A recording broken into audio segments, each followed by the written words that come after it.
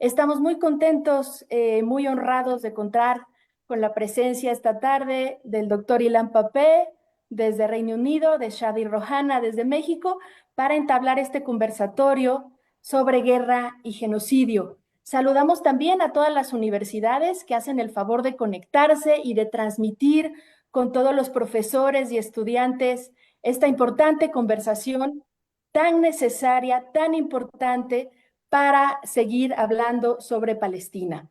Les voy a presentar brevemente a nuestros invitados. Shadi Rohana es profesor de lengua y literatura árabe y de traducción literaria en el Colegio de México. Tradujo al árabe la novela Volverse Palestina de INAH y compiló y tradujo el libro Contra el apagón, Voces de Gaza durante el genocidio, que recientemente editó el Fondo de Cultura Económica. Shadi es de Haifa, igual que nuestro invitado, el querido doctor Ilan Pappé, que es profesor de la Universidad de Exeter en Reino Unido y una de las voces más lúcidas y con mayor autoridad para hablar sobre la situación de Palestina. Entre sus numerosos libros destacan La limpieza étnica de Palestina del 2006, Una historia de la Palestina moderna, Una tierra para dos pueblos del 2003. En 2010 escribió junto con Noam Chomsky Gaza en crisis y en 2004 publicó su último libro, Lobbying para el sionismo en ambos lados del Atlántico. Sean muy bienvenidos, muchas gracias por acompañarnos, Shadi Rohana y Ilan Pappé.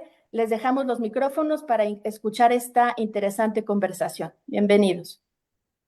Muchísimas gracias, Alejandra, y a todos los del colectivo de académicos, académiques contra el genocidio por Palestina, Clara Ferri, Silvana Rabinovich, Alejandra, por supuesto, Nofret, todas las que han hecho mucho esfuerzo para poder tener este conversatorio.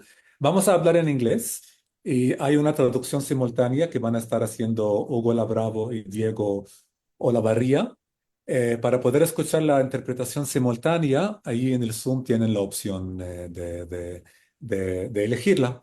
Y agradecemos mucho a Diego y a Hugo por estar aquí, por este esfuerzo de hacer la interpretación simultánea, que es muy importante. Entonces, nuestro invitado es el historiador israelí Ilan Pappé. Voy a repetir un poco algunas cosas, pero para saber bien con quién estamos aquí, que estamos muy honrados de tener este conversatorio. Es profesor de Historia en la Universidad de Exeter en Reino Unido, donde dirige el Centro Europeo de Estudios Palestinos. Antes de su mudanza a Reino Unido, fue profesor en la Universidad de Haifa y también director del Instituto Emil Tuma de Estudios Palestinos, además de ser director fundador del Instituto Académico por la Paz en Givat Haviv. Pape también ha sido un activista político en círculos donde, bueno, pues habíamos coincidido en nuestra ciudad Haifa, donde los dos hemos nacido. Y allí militó en el Frente Democrático por la Paz y la Igualdad, así como en la campaña por la creación de un solo Estado democrático y laico en Palestina. Tiene una lista larga de publicaciones que ya hemos mencionado. Y ahora ya, voy directamente con Ilan inglés. Welcome, Dr. Papi. Welcome, Ilan. Thank And you very much. Thank you thank for you so having me. much for being with us here in Mexico. We know it is 10 o'clock in Haifa, where you are right now, so we will keep it, we Yeah, won't keep you for too that's long. okay. That's okay. But we will begin directly. It's very important for us to have you here, to be able to speak with you and to hear from you about this very complicated reality, very confusing reality that we are living right now in Palestine. When I first was invited to moderate this conversation with you, Ilan, more than a month ago, I was asked what will be the topic, what will be the specific topic of the conversation. And I wasn't able to answer. I mean, a month ago, the idea was in a month we were going to be in a whole other reality, not only in the region and in Palestine, but also in the world. And yesterday, as I was trying to prepare questions for today, we had the news that today and yesterday of the massive attack that Israel had. We witnessed this unprecedented attack in both Lebanon and Syria against Hezbollah activists, leaders, and affiliates, killing and injuring as well many Lebanese citizens.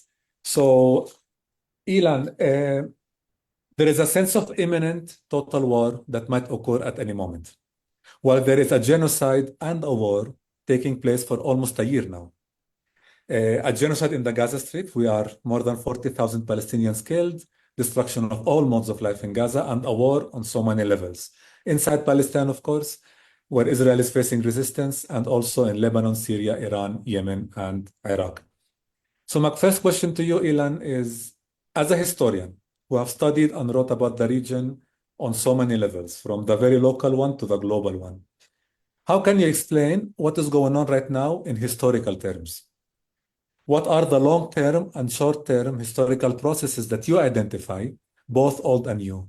And by old, I of course mean before October 7th. Yeah, thank you, Shadi. Thank you for your question, and I'll try and put it in the context that you're asking, including the events of the last 2 days and what might happen in the next few days or few weeks. We never know when it's going to deteriorate. I think the main process that has been going on for probably more than 100 years, and very much we are still in that historical period, to my mind, is the development of the Zionist movement as a settler colonial movement. Whatever were the more noble origins of Zionism, whatever were the more genuine wish of Jews in the late 19th century when they looked for ways of fighting anti-Semitism, once they were in Palestine, and as the years went by since their early arrival in 1882, they became one of the most important settler colonial projects that in many ways continues until today and becomes even more fierce and ruthless, probably than it was before. The late, very famous scholar of settler colonialism, Patrick Wolfe, used to say that settler colonialism is not an event, it's a structure. By that he meant that if the DNA of the settler movement remains unfulfilled, what did he mean by that? He said, if the main objective of the settler colonial movement are not fulfilled or are not completely fulfilled, it would be motivated to continue until either it totally fails, collapses, or disappears, or it succeeds in completing its main objective.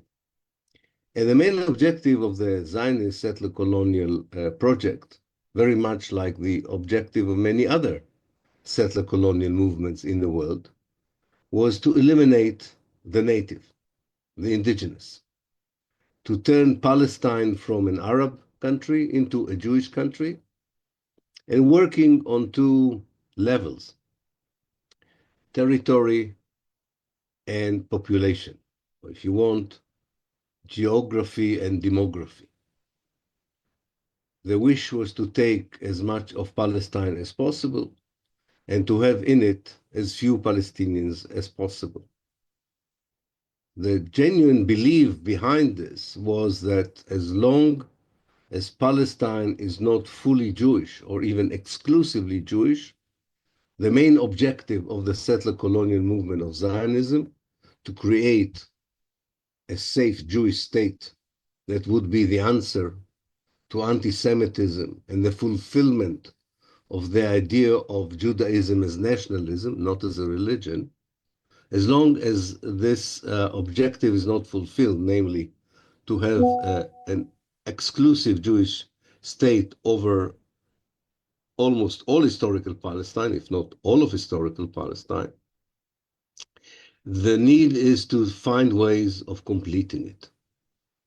Now, in 1948, after the Jewish settlers in Palestine became 1/3 of the population, and when it was clear that the British rule, that started in 1918, is coming to an end 3 years after the Holocaust, giving all the dramatic changes in the region and in the world. The Zionist leaders thought they had an incredible opportunity, an historical window to translate this idea of eliminating the native for the sake of the Jewish nation state in a very dramatic manner. And they started an operation of ethnic cleansing of the Palestinians that began at the very early months of 1948 and ended at the end of that year. And after they finished their operation, half of Palestine's population was expelled, half of its villages, 500, were destroyed, most of its towns were demolished, and Israel stretched over 78% of Palestine. But because you had this geography and demography interplay, when in 1967 the state of Israel wanted more territory and occupied the West Bank and the Gaza Strip, it created a new demographic problem. After getting rid of a large number of Palestinians, it now incorporated a large number of Palestinians. They could not, at that time, thought, at least in 67, until October 2023, the basic idea among whoever was in government in Israel, that you cannot repeat 1948. Namely, you cannot massively expel Palestinians to make a historical Palestine a Jewish state. You could do other things, which were as horrific as ethnic cleansing, as we know. You can impose a military rule, you can impose a repertoire of collective punishments, you can kill, you can wound, you can arrest without trial, you can demolish houses, you can also expel people in large numbers, but not in the same numbers as you did in 1948. You deal with different Palestinian communities in different ways in order to serve this operation, because at the same time that the Zionist leaders and Israeli leaders later wanted to implement the settler colonial project, they also wanted to be recognized as part of the civilized world, as part of the West, as part of the global North. So that led to all kinds of methods in dealing with the Palestinians, differentiating between the Palestinians who were the citizens of Israel, those in East Jerusalem, those in the occupied West Bank, and those in the, first in the occupied Gaza Strip and later in the besieged Gaza Strip. The reason, the main reason, and it's very obvious, that they could not complete the ethnic cleansing of 1948 was the Palestinian resistance. A resistance that took form either by active resistance, military struggle, guerrilla struggle, or by what the Palestinians call sumud, resilience, steadfastness, not leaving despite very difficult conditions that were meant to encourage them to leave. And all the time, there is an international community led by the United States creating the impression that they care about the situation and offer all kinds of peace proposals, so-called peace proposals, that raise some hopes among the Palestinians that maybe the brutality of the settler colonial state would come to an end or would be limited, and the Palestinians are willing to try all kinds of arrangements for that. But the settler colonial DNA of Israel would never allow for any settlement that does not create an exclusive Jewish state all over historical Palestine. Many of us, including myself at a certain age, many of my Palestinian friends believe that this, what I was describing here, is too general, is a generalization, and that there is a peace camp in Israel, and not all the Israeli leaders are thinking that way.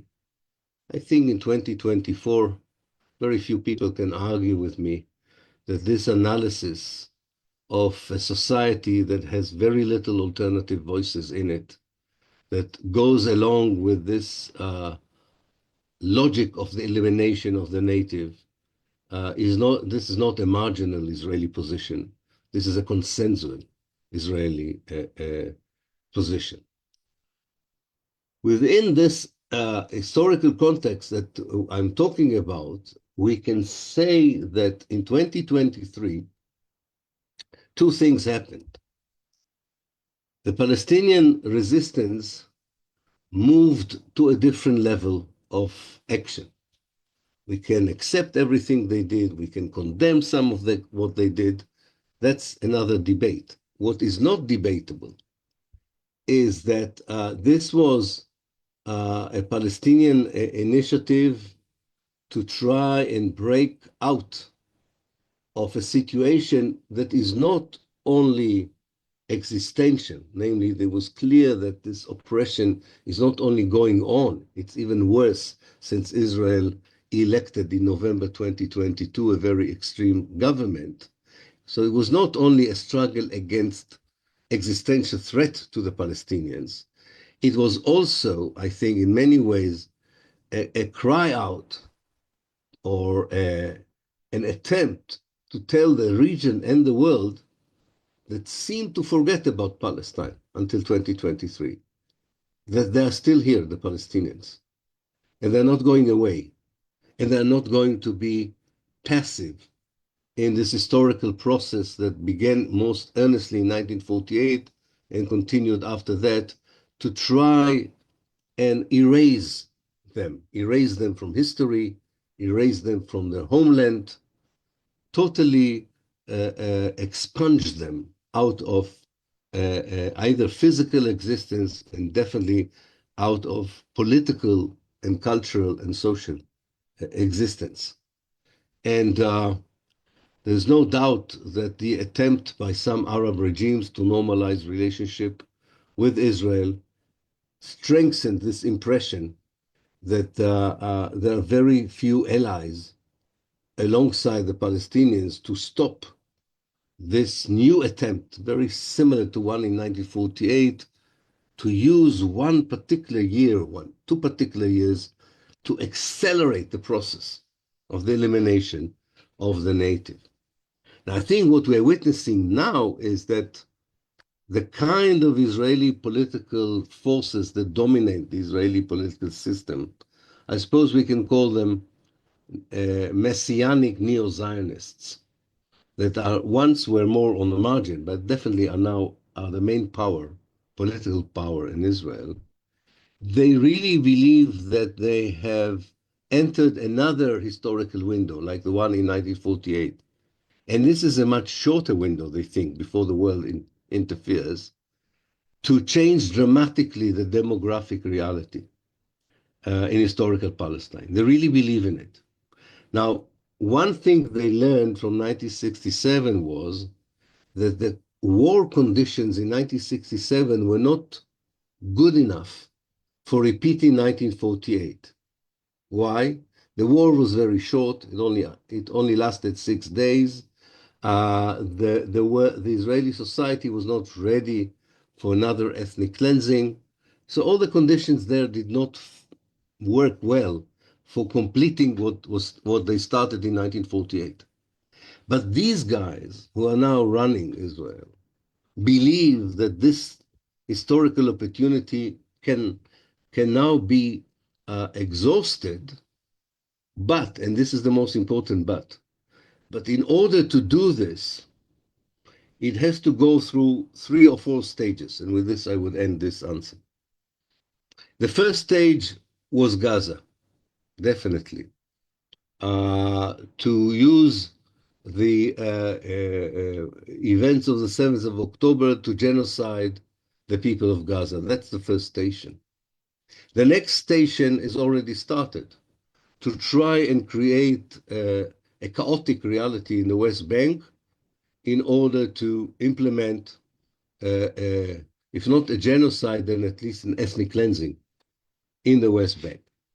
The third stop would be the Palestinians inside Israel. They have to get rid of them as well. Now, in order to do that, in their twisted mind, if I might say so, not unrealistic, but twisted, you need a war. You need a regional war. You cannot create such a dramatic demographic change in historical Palestine in time of peace.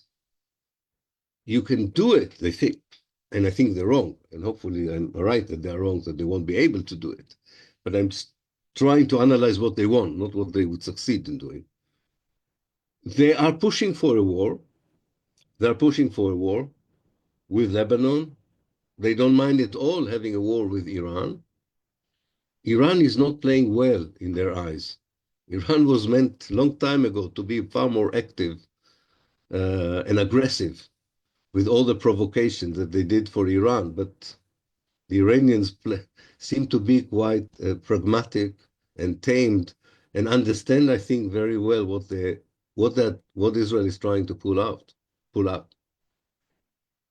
And they hope that a deterioration in Lebanon would involve the Americans because of the stupid American policy of saying we will save Israel by attacking Hezbollah, and creating these very dramatic, chaotic conditions, which they believe historically always create chaos that can be used to fulfill messianic ideas.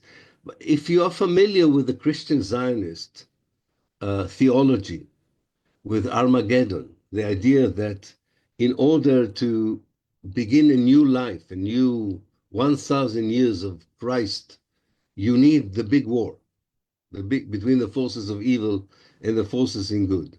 Millions of Americans believe in it. Millions of Americans believe in it, unfortunately, and quite a lot of Christian fundamentalists around the world share this vision. But there is also a Jewish fundamentalism that has a very similar messianic scenario in mind. Now, this is what they want. And the key person here, of course, is the Prime Minister of Israel, Netanyahu, who doesn't share this vision, by the way. This is not his ideology. But I don't know if there were many cases like this in history. He aligns himself with this ideology, with this insane messianic plan, because he believes that it would save his political career. He has no ideology. Netanyahu is really a person without ideology. His only ideology is how to remain in power. And if he would have thought, by the way, that a more peaceful Israeli point of view would have been popular in Israel, he would go along with that in order to stay in power. But he understands, as I do understand, he and I are more or less in the same group age, that after 76 years of education and indoctrination, it makes a lot of sense that the vast majority of the Israeli Jews support the genocide in Gaza, will not object to massive ethnic cleansing in the West Bank, and would believe that if there is a war, it's not Israel's fault, but it's the old anti-Semitic wish to kill Jews that this time comes from Hezbollah, Hamas, and Iran. So he understands very well that the basic Israeli fears mentality, if you want, of the Israeli Jewish electorate. And he thinks that connecting himself to the more extreme version of this ideology keeps him in power. So we are entering a very dangerous moment because of the settler colonial DNA of Israel. But of course, in any given time, we can stop it. Not you and I, but there are international forces that can stop it, mainly, notably, the United States, the EU, the United Nations, some of the Arab countries, some of the Muslim countries. There is a way, of course, of stopping it. And we are, most people in the West would find my next sentence to be crazy. But I do believe it. We are lucky that both Hezbollah and Iran are playing a very careful game in this and are not behaving like the insane actors in the region. Rather, far more responsibly, they play the game than the Israelis in that respect. But there is a limit. There is a limit. I don't know how much they can take in the attack of the last 2 days and so on. Their restraint, if there is restraint on their part, would not be enough to prevent an escalation. You need a far more powerful incentive, such as arms embargo, pressure. There's a way of doing it. You don't even need to send forces in order to de-escalate it. Uh, Ceasefire in Gaza, exchange of prisoners would be a good beginning. And then, of course, we wouldn't solve the outstanding issues in Palestine, but we at least would avoid a regional war that might become a world war if history teaches us anything about such situations. Thank you, Ilan. And this brings us exactly to the second question I had in mind for you, because you started saying how Israel and Zionism wanted to represent itself as Western civilization in a sea of barbarics and of barbarians. And we see that exactly those barbarians and even fundamentalists, terrorists, Islamic barbarians that so systematically have been shown as illogical, irrational, are the ones that are actually being very rational and very logical about the situation. And what is interesting is that they keep Hezbollah, Iran, at least, Yemen, the Houthis, they keep linking whatever they're doing, whatever confrontation they have with Israel, with what's going on in Gaza. And they keep announcing that a ceasefire in Gaza will stop any confrontation between them and Israel. So I would like to ask you more about Gaza Strip as a place, as an idea, as a symbol.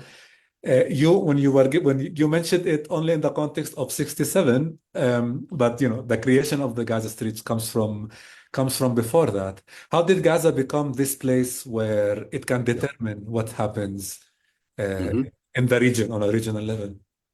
Yeah, it's very important. I think most people don't know that there was no Gaza Strip before 1948.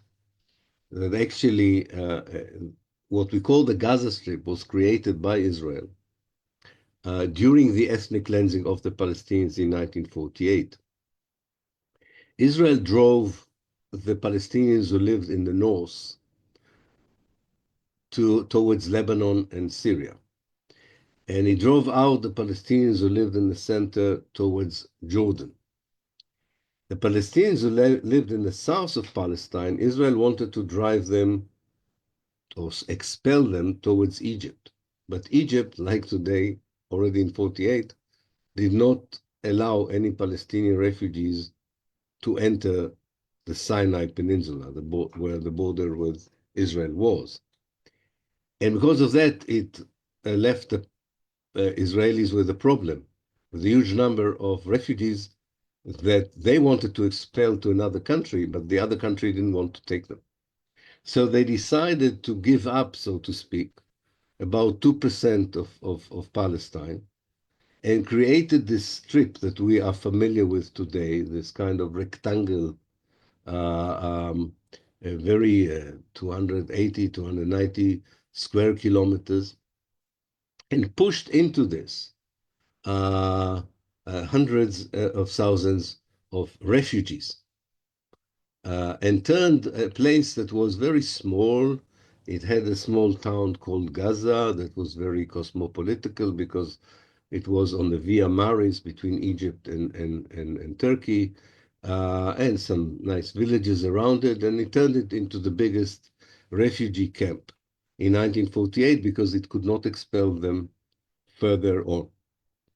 Now, in 1967, Israel thought that maybe there is a way of controlling the West Bank, either with Jordan or through dividing the West Bank into a Jewish West Bank and a Palestinian West Bank, but they had very little ideas of how to deal with the Gaza Strip, because 70% of the people in Gaza are 48 refugees, and they were not geographically connected to the West Bank. The Israelis were at first trying to do what they did in the West Bank, that is, moving Jewish settlers into the Gaza Strip, and like in the West Bank, to have a Jewish Gaza Strip and a Palestinian Gaza Strip. But very few Jews went to the Gaza Strip, only 5,000. And it was impossible to protect them all the time because there were aliens and settlers in the heart of the Palestinian occupied population. And I think because of the way they were treated over the years from 48 throughout the 1980s, 1990s, the Gaza people in particular were resistant to occupation and oppression. And in many ways, they led Palestinians' attempts to shake off Israeli occupation. And that is why the Israelis eventually in 2005 decided they cannot control the Gaza anymore from the inside. They decided to control it from the outside. So not only was it the biggest refugee camp in the world, now it became the biggest open prison in the world because Israel encircled it with a fence. By the way, they already did it in 1994, not after the Hamas was elected. Now, the Palestinian in Gaza at first reacted by choosing a political Islamic group, as we know, Hamas, to lead them, disappointed with a more secular Fatah movement that tried to conclude peace treaties with Israel that just made the situation of the Palestinians much worse. So not surprisingly, also people who were not particularly religious or did not share the Hamas dogma or vision also supported the Hamas, and I think admired them for the fact that they were not giving up the struggle to stop the oppression, the strangulation, and what I called, kind of incremental genocide, because the moment Gaza was put under siege, and as I say, it was not, people say it was after Hamas was elected. Already in 1994, Israel disconnected the Gaza Strip from the rest of the world in many ways. And although it allowed people to work in Tel Aviv, there was a difference. Less and less people were allowed to work. So the situation was already very grave in the 1990s and early 21st century, which is one of the reasons the Hamas was so popular in the end of the day in Gaza. And this seemed to Israel to work, namely, okay, the Palestinians have chosen the Hamas. We are controlling the Gaza from the outside. Whenever we think the Hamas is reacting to the siege that we imposed on them, we would use all our military force to retaliate, which they did 4 times between 2007 and 2023. 4 times Israel attacked with all its military might the population in Gaza, one of the most dense places in the world, using bombs from the air, from the sea, from the land, which not only killed a lot of people, but also traumatized many others and wounded a lot of people. And all this within an area where people were not allowed to leave, were not allowed to enter, where Israel determined how much food they get, how much medicine they get, really a ghetto, one of, as I called it, a prison, really a mega prison with very hard conditions in it. So Gaza is, if I would summarize what I'm saying here, I'm saying 3 things.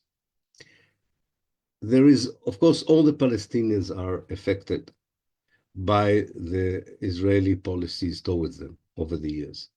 But I think the community that suffered most on all levels is the community of Gaza. This is the one Palestinian group that received the worst of the Israeli brutal treatment. Not that the others had a good life under Israeli occupation in the West Bank or second-rate citizens inside Israel, definitely not those who live in refugee camps outside of Palestine, but nothing, I think, compares to the way Israel has treated the people of Gaza from 1948 until today.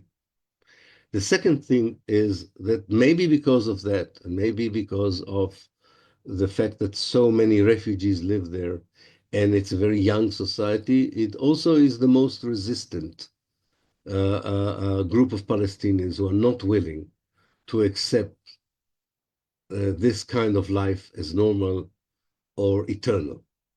They're totally willing to resist this. The third point, which remains to be seen, people in Gaza always thought that there is a pan-Palestinian solidarity. And I think one of the reasons the Hamas did what it did in October 2023, it was under, I'm afraid to say so far, under the illusion that a very rare moment in Palestinian history, 11 days in May 2021, when really every Palestinian, whether they were citizens of Israel, people in the West Bank, in the refugee camps, united together to try and resist the Israeli policies and oppression. I think the Hamas thought that this kind of pan-Palestinian solidarity would reignited after the 7th of October. So far it did not because one should be blame anyone, but because Israel uses very lethal terms, methods against the Palestinians in the West Bank, against the Palestinian citizens in Israel. So I think while Gaza is the heart of the resistance, was always, I think, the heart of the resistance, it also proves that in order to end the oppression of the Palestinians cannot do it by themselves. They don't have the power to do it by themselves. Even if they're very brave, even they're ready to sacrifice or whatever, they cannot. The imbalance of power shows that even when Gaza would unite with the West Bank or the Palestinians in Israel, I don't think they have the power to do that. They have the power to remain, which is very important, and to resist and to challenge. But they need either, which I prefer, someone who doesn't want to see one more dead person anywhere in historical Palestine, either by the international community's intervention, and as I said, they have the power to change it, or, unfortunately, by an alliance that eventually would lead to a more aggressive regional policy towards Israel. And the last thing, what they did, I think, which nobody, I think, expected, they exposed Israel as a very weak society. Nothing to do with the Palestinians. I think what the 7th of October exposed, that the whole project of a Jewish state is not holding on together. It has a lot of issues, no social cohesion, not a very strong economy, not a lot of solidarity, not a good international image. And all of this is contributing to deterioration of Israel from within. So this means also that we have to wait and see how the internal dynamics in Israel that weaken Israel from within would, hopefully, they would be used in order to build something better, because they can also lead to more chaos and violence and are not necessarily good news as well.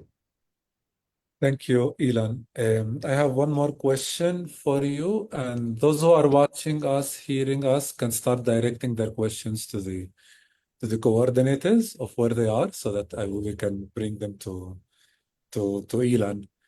Ilan, I would like to ask you about the so-called day after. At the beginning, since October 7th, right from the beginning, and during the first months of the current genocide and war, world leaders, political analysts were talking about the day after.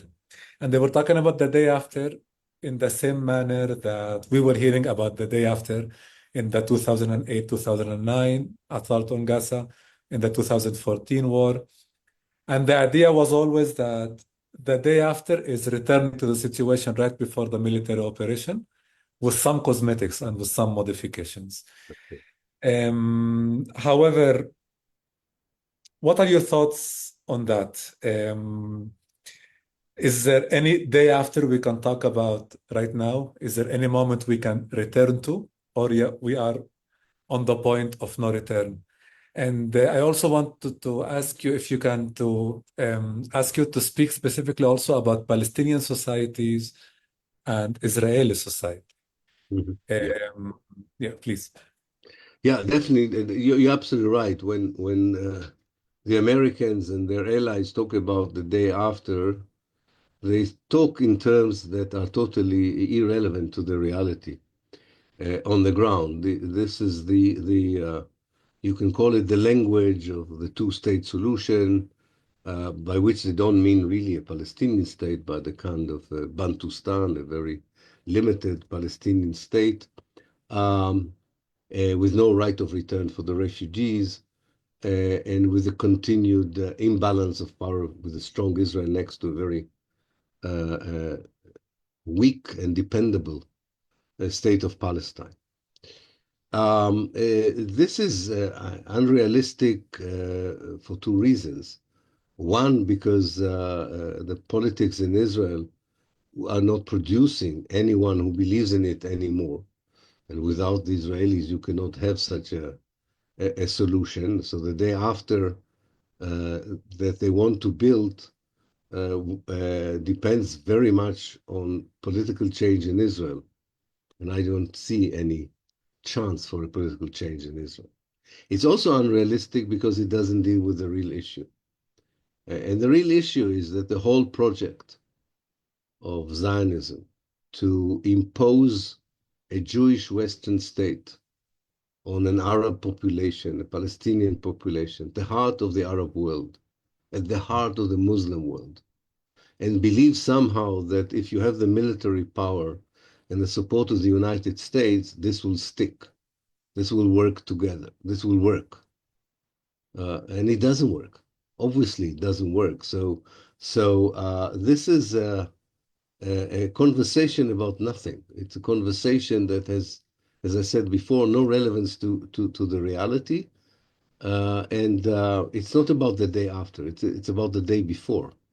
It's not the day after. This was maybe relevant before. I also doubt that, but that's bygones. I don't care about it anymore. But it's definitely not for the day after. I think what will happen in my mind is that after, and I'm afraid to say this, but it seems unavoidable, after a short term, which does not bring good news, especially 2025, 2026, I'm afraid would be very terrible years here in historical Palestine. I hope I'm wrong, but I'm very afraid of the next 2 years in terms of bloodshed, violence, and so on. But the next years after that, I think the processes I already hinted to of the collapse of Israel from within, the kind of lack of social cohesion, the social implosion of Israel from within, its economic its economic crisis, the inability of the army to offer proper defense, the way the Jewish communities in the world distance themselves from Israel, the way that the international society sees Israel as a pariah state, as a rogue state.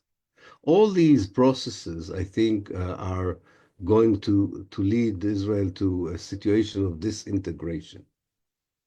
The question is, of course, is the Palestinian national movement ready to fill the void that will be created?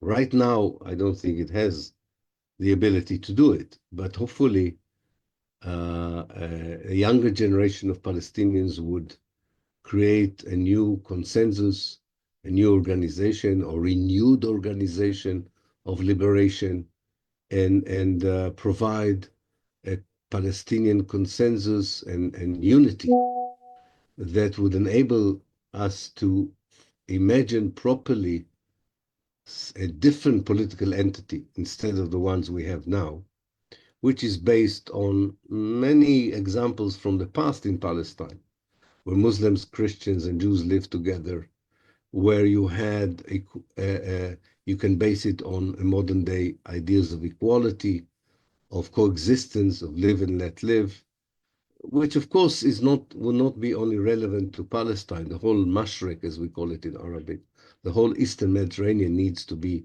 reorganized politically. It's very clear. We live here in the Mashriq in a political system that the colonialist powers created after the First World War, which is not working. You can see what's happening in Lebanon and Syria and Iraq. So I think these are long-term processes which can be very positive in the end of the day, and I think Palestine can play a very important role. But the next year or two, I'm afraid, this is not going to happen yet. But I'm an historian. I feel I can see a much longer process. So as about the Palestinian society, I think one of the key questions is the Palestinian society inside Israel. For two reasons, I think this is so important to look at this society, and maybe also the Palestinians in East Jerusalem. The Palestinians in Israel are the only Palestinians who are familiar with a Jewish community, not only as a community of settlers and military people or soldiers. They have a more complex relationship with the Jewish citizens over the 76 years of Israel's existence.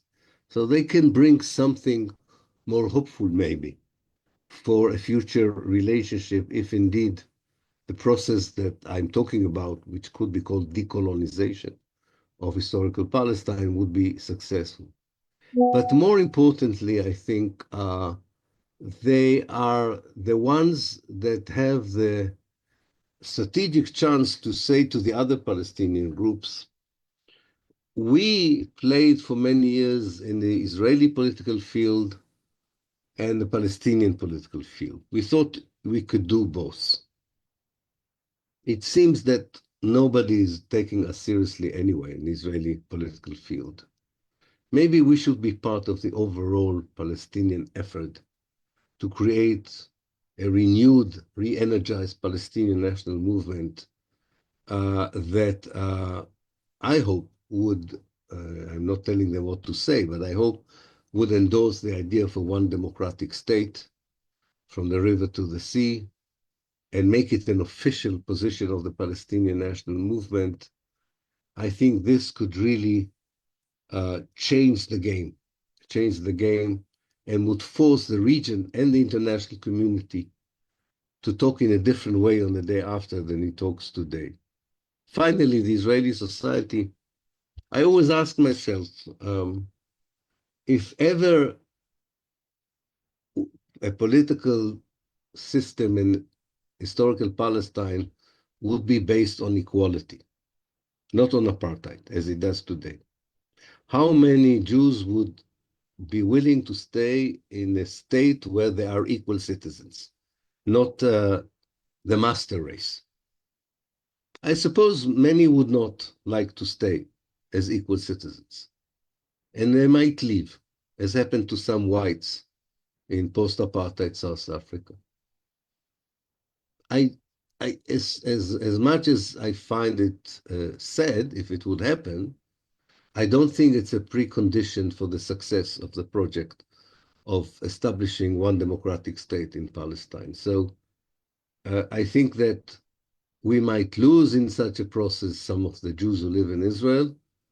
I hope not. And I hope that this will be a positive development also in their eyes, although I'm fully aware that today there are very few people to talk to on both sides. On the one state, you go to the West Bank, people in the West Bank tell me, you want us to live together with the Jews after what they did since October 2023? We don't want to share life with such people. So it's not going to be an easy way forward. but it won't come from the Israeli Jewish society. They won't change. It can come from the Palestinian society. And if it will come from the Palestinian society, I think it has a chance of moving regional and international dynamics that would would look at the whole situation in Israel and Palestine in a different way and leave behind it what we talked about before. I have a friend who called it the peace orthodoxy, the Church of Peace. The Church of Peace was wrong, did not provide any peace. In fact, it provided more war than peace. We need a different language. We need a different imagination for what is best for everyone who lives between the river and the sea and every refugee that were expelled from there. Thank you, Ilan. I started receiving many questions to you, so we can start with that. So I'm going to try to combine some of the questions which that have to do about the international scene and what can be done to help and better the situation. So there are two levels when we want to talk about the international scene. Of course, there is the state level, which you have spoken about, the different actors, but maybe we can speak more about the actual activists, university students, professors mainly. So since October 7th and along the months, we are witnessing unprecedented growth, maybe, of solidarity movement with Palestine in many spaces where Palestine was never spoken about before. And we are also seeing people speaking about Palestine for the first time. So maybe if you can give some advices to the newcomers to the Palestinian question and the Palestinian cause. For example, ever since our conversation or this event was announced, many people approached me and told me like how wonderful it is that we are going to watch a Palestinian and an Israeli speaking to one another. But you and I know that this is all but natural for the two of us to speak, and in the circles we have been to the circles that you belong to. So what advices can you give to these newcomers to the Palestinian cause? Yeah, definitely. I think three major points maybe. The first point is that there is a gap between the way the political elites and economic elites as well in the global north in particular understand the situation in Israel and Palestine and the way the societies understand the situation in Israel and Palestine. You can almost call it global Israel against global Palestine. The political elites and economic elites, for whatever reasons, I don't have time to analyze why, but for whatever reasons, still see Israel as an asset, and because of that, give it immunity, even if sometimes that community, that global elite would condemn a certain Israeli policy. But basically, they don't dare to challenge the Israeli Zionist narrative and attitudes and so on, and its basic policies against the Palestinians. However, their societies, I can even say their electorates, more and more, are feeling that this is the wrong policy. They don't think that Israelis and Palestinians are equally to be blamed for what's happening, and all you need is someone from the outside to help them to talk to each other. No, they understand and they know enough that we don't have here a conflict between two national movements. We have here a project of colonization that started in the late 19th century and continues in the 21st century. And then we have here an anti-colonialist movement, the Palestinian, that tries to decolonize the country. So I think the first point is to understand that we are dealing here with a gap, a very serious gap between the way mainstream media, mainstream politics, mainstream academia analyzes, describes, and explains the situation, and the way people in the civil society who are involved in solidarity with Palestine understand it. It's like two different places. as if they're talking about two different places altogether.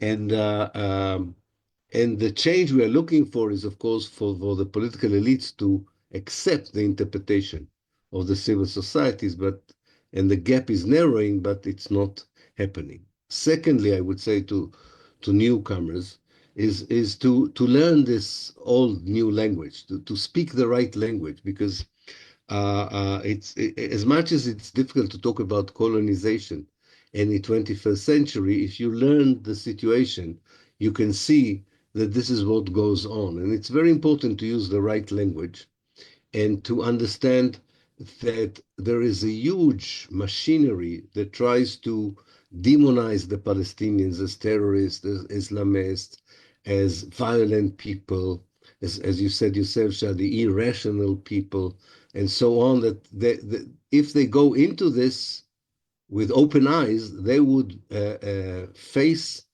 a very powerful and effective propaganda machine that exists in the politics, in academia, in the media. So that's the second point I would say. But the third point, I think, and this is more important for me than anything else, Palestine is not an isolated case. It's not an isolated case. It's an example for what is wrong, or rather the attitude, mainly in the global north, but also in some countries in the global south. The attitude by states to what's happening on the ground in Palestine is an example for what is wrong with politics in other fields. It's not just an immoral foreign policy. It's not just a wrong policy towards the question of Palestine.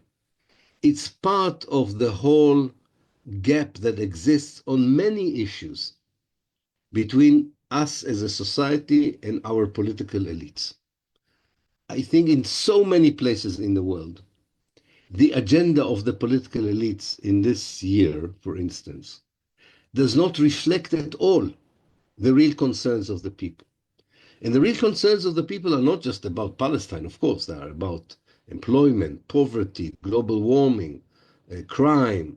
In every country, the stress, of course, is a bit different according to the problem.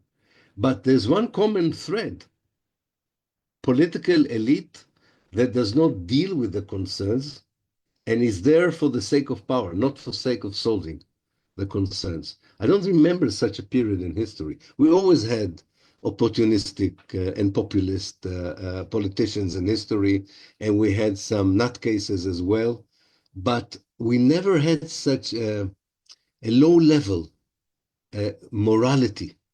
And this is all over the place. Of course, there are exceptions, thank God, but in general, we are, the way the essence of politics is being done is reflected also in the way of the attitude to Palestine. So what I'm trying to say is that when you are involved in solidarity with Palestine, for instance, you are usually involved also in the solidarity movement against injustice of other issues, locally in your own country, in your own continent, and in the world. It's not surprising that most of the people who fight against global warming, against poverty, against capitalism, against imperialism, are also supporting the Palestinian struggle. It goes together. People who are worried in the way the government treats immigrants, native indigenous people, life seekers, minorities of any kind, also identify with the struggle for Palestine, even if some of them wouldn't know exactly where Palestine is, because Palestine became this symbol of a local injustice that represents a much wider global injustice. So you are entering a struggle not only for the sake of the Palestinians, you are really entering a struggle for the sake of a better world. And I know that sounds naive, it sounds utopian. Most politicians will tell us, don't be so stupid. There's no morality in politics. You don't understand what's happening. So stay in your little life and let us run the affairs. Yes, we have 1,000% inflation. more poverty, no global warming, but we are the only ones who can. We have created the problems, and we will continue to create the problems rather than solve them. So I think it's very important to feel that you are part of a global movement for justice. Thank you, Ilan. Many people are asking. I'm receiving many questions, and many of the questions are specifically about Palestinian resistance. That it's not Hamas. We hear a lot about Right. Hamas, but if you can tell us more or describe the situation of the Palestinian resistance right now on the different levels that is happening, the different factions. Yeah. Yeah, I think there are different levels of resistance, also related to the way Israel reacts towards different Palestinian groups. We obviously seen the armed resistance in Gaza. That still goes on, by the way. The guerrilla warfare of the Hamas continues, although the Israelis destroyed most of the military power of the Hamas. Contrary to what the Israelis believe they could do, or they're saying that they can do, they're not able to eliminate the Hamas. Definitely not as a political force, but it seems that also as a military force. Just recently, we know that more and more young people are joining again the resistance there, and this is one level of resistance. I think what is impressive is the new generation of Palestinians. Palestinians are one of the youngest societies in the world. 50% of the Palestinians, wherever they are under 18. And this younger society, because of the internet, is much more in contact with each other. And contrary to the political Palestinian world, which is very fragmented, disunited, defranchised, doesn't have a lot, disempowered, one could say even. This younger generation, first of all, shares a lot of the vision for the future. They have similar vision for the future, believe in the power of civil society, and its resistance is not always through the gun or the guerrilla warfare, but through struggling to keep the Palestinian narrative alive, the reality on the ground is to inform people of the reality on the ground, and to connect to the international community, because they also believe that there is a need for the international community to intervene in order to prevent the next stages in the catastrophic reality of the Palestinians. So I think the Palestinian resistance takes many forms, from the more passive one by just being there, to the most active one by standing in front of an Israeli tank. But I think the most important part of it is to compare what they are doing to what is the objective of the people who want to eliminate them and erase them. And this kind of sometimes personal, sometimes collective wish to remain steadfast, to remain connected to your Palestinian identity, even if it may cost you by being thrown to jail, is a very powerful method of resistance to my mind. And the one that I think will win the way. I don't think you can defeat Israeli militarily. I don't think the Hamas will succeed in doing it. I don't think that the young man in Jenin or Tulkarem will succeed in doing it. I don't think that's why, by the way, they're fighting. I think they're just fighting because they know that if they don't fight, they will find themselves in a slow death anyway in the refugee camps in the West Bank. So this is a movement that has been fighting for its life for 120 years, and it tried everything. I think that's important to tell people. People say, "Why are the Palestinians using violence?" Palestinians tried everything. They tried petitions. They tried a nonviolent uprising in 1987. They tried a nonviolent protest over the years. They tried to be part of the peace process. They were willing to do anything to stop the oppression, colonization, and ethnic cleansing. And none of that stopped Israel from continuing the occupation, colonization, and ethnic cleansing. So I think what really is incredible of the Palestinian resistance that it continues under impossible situation where the imbalance of power is unbelievable. It's from one of the strongest army in the Middle East against the most weakest military power in the Middle East. The country that has all the support of the West against a movement that has little support among political governments. And despite these imbalances of power, they understand that they have the power, as Edward Said used to call it, the power to narrate. They have the power to tell themselves and others the story, who they are, where they came from, what are their wishes and ambition. And this is the most powerful resistance, I think, that Palestinians, even individually, are displaying in an admirable way. They are still here, and not because the Israelis wanted them still to be there. So it's not a successful resistance in terms of liberation. They didn't liberate Palestine, but it's a successful resistance in remaining where you were supposed to be expunged or erased. Thank you, Ilan. I think we have time for maybe two more questions. So I'm grouping another questions here into one. People are asking, some students are asking about this side of the world. And by this side, I mean both Latin America and North America, the United States. So first about the United States, we know there have been cases in the past where the United States imposed on Israel to stop certain operations, and vice versa. They imposed on them also to do certain operations. Do you see that today is the United States able to stop what is going on in the Middle East, and how the elections are what are the scenarios with the current elections? And then here from our side here, more south, in Latin America, do you see that Latin America, as individuals, as peoples, as governments, can contribute in any way to what is going on? Yeah, let me start with the United States. I don't predict a dramatic change in the American policy, unfortunately. I wish there will be, not in the short run. And because of that, in fact, one of the things that can help change the situation sometimes in the case of the United States is not, if you cannot change their policy, at least you want to limit their intervention.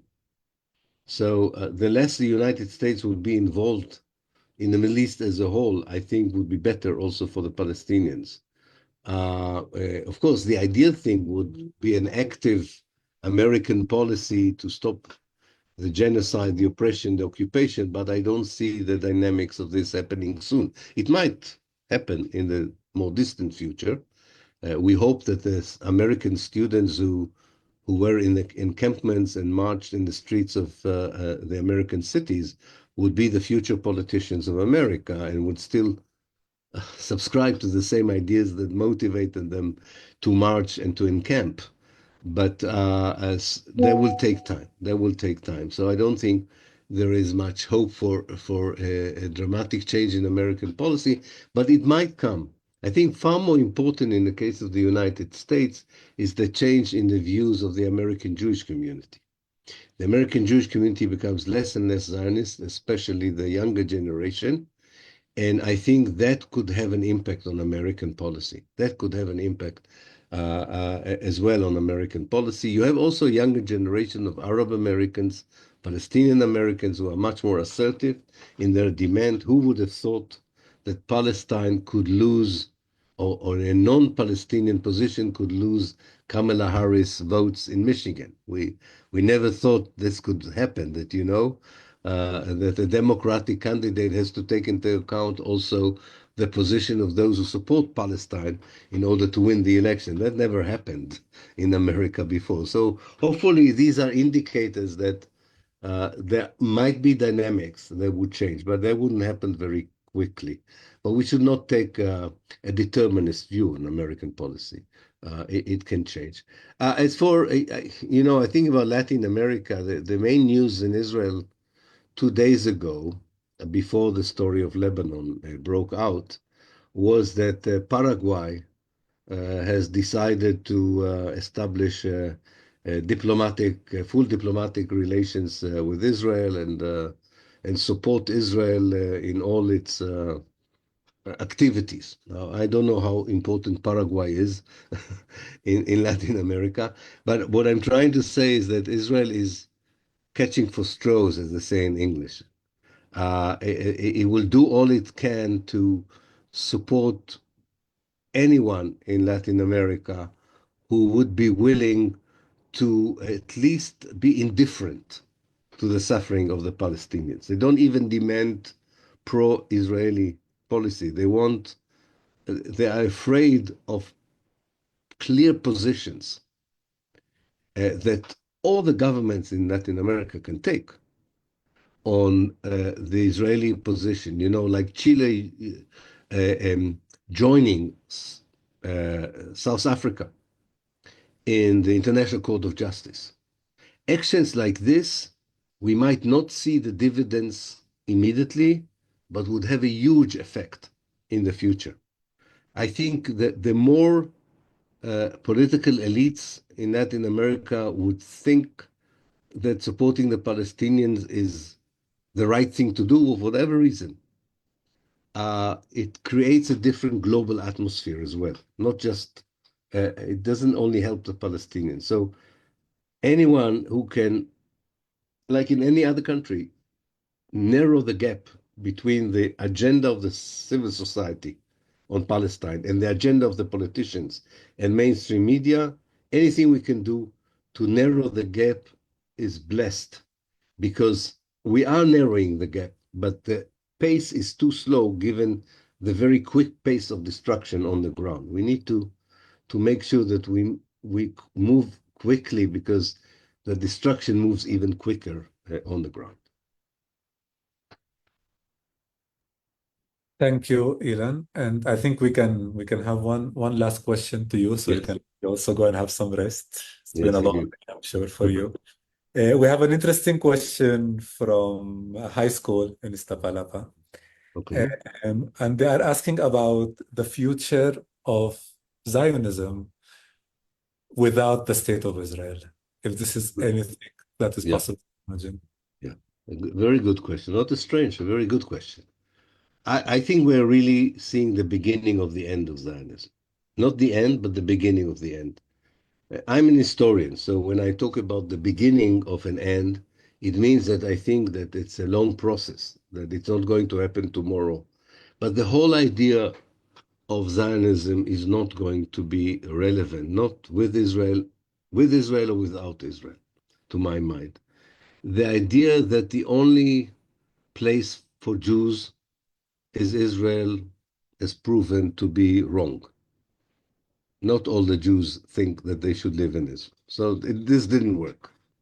The idea that in order to make Palestine a home for the Jews, it's okay to dispossess the Palestinians, to colonize them, to oppress them, is not being accepted by most people in the world anymore.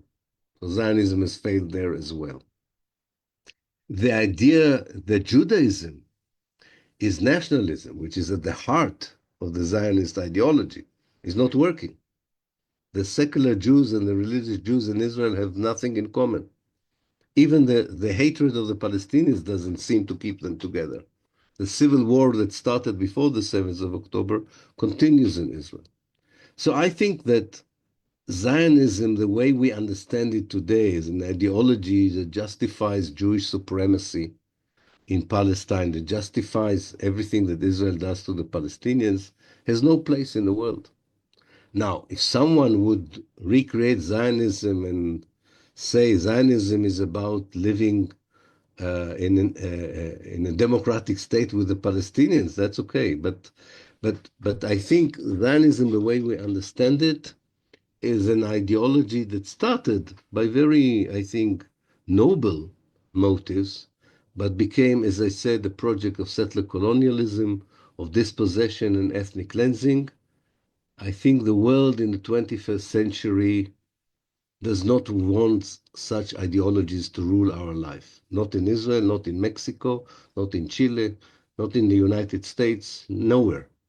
We don't want ideologies that discriminate against people because who they are.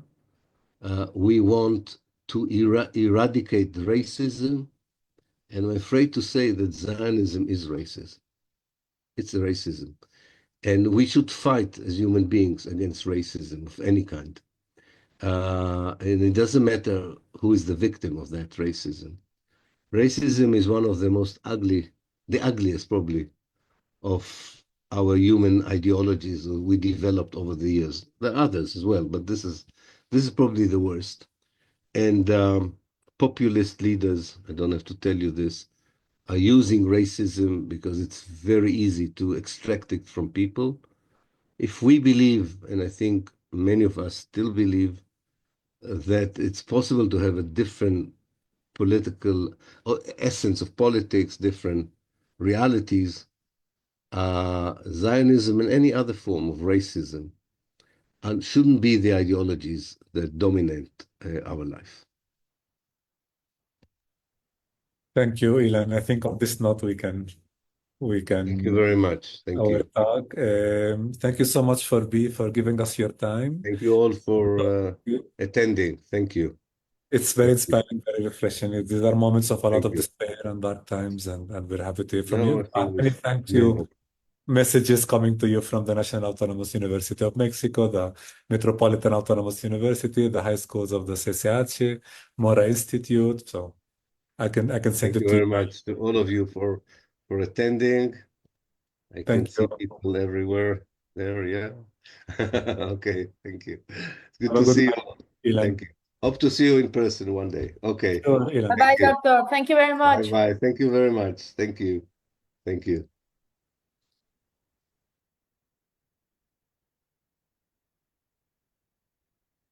Muy bien. Pues gracias a todos, todas, todos por asistir, por enviar las preguntas, todas la verdad muy buenas. Intenté agrupar las preguntas para formular, para que podamos hablar de muchos de los temas que, que se han hecho. Y, y bueno, ha sido muy refrescante escuchar a Ilan en momentos como estos, ¿no? Es una descripción muy real, muy de lo que está pasando, donde hay muy poco de lo bueno, de cosas positivas que podemos hablar, pero bueno, con las miradas al futuro esperamos poder salir de esta pesadilla hacia algo mejor para los habitantes en Palestina, para todos los habitantes en Palestina. Muchísimas gracias para Clara Ferri, para Alejandra Gómez, Nofret, bueno, los traductores, Hugo y Diego, que desafortunadamente yo no les estuve escuchando, pero no tengo duda que estaban haciendo un gran trabajo de interpretación. También también muchas gracias por la parte técnica, con Edson Ruiz. Y no sé si hay algo más que les gustaría decir, Clara, Alejandra. Gracias a ti, Shadi, y recordarles que la grabación queda grabada en el canal de Académicos, Académicxs con Palestina y en el canal del Museo de las Culturas del Mundo para que volvamos a ella y la volvamos a escuchar y la compartamos. Sí, muchas También gracias. vamos a subtitular el original en inglés y lo subiremos también a nuestros canales, tanto de académicos como del museo, si lo quiere. Y, y muchas gracias a los dos intérpretes, fueron excepcionales, Shadi y todos, Edson, todos los del museo. Muchísimas gracias. Gracias, Alejandra. Bueno, Saludos a todos los chicos que siguen la transmisión. Muchas gracias. Gracias. adiós. Gracias. Hasta luego.